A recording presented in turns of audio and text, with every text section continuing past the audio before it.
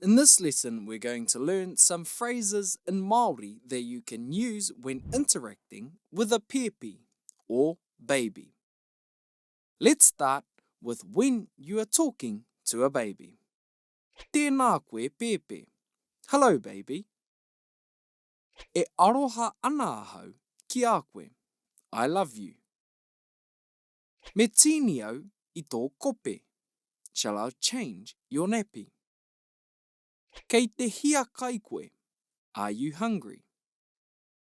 Kei te hia inu koe. Are you thirsty? He paru tō kope.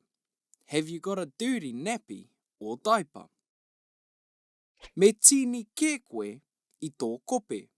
Do you need to change your nappy or diaper already? Here are some phrases you can use when talking to others around a baby. Kia tau, be gentle. Whāngai I te pepe ki te waiū. Feed the baby breast milk. Haere ki te mahi pātara mō te pepe. Prepare a bottle for the baby.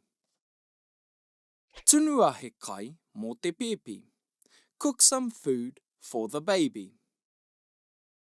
Kia mahana te wai mō te horoi. The water should be warm to wash the baby. Tini I ngā kākahu o te pepe. Change the baby's clothes. Pōkaingia ngā praikete. Fold the blankets. Horoi I ngā hiti o te moenga. Wash the bed sheets.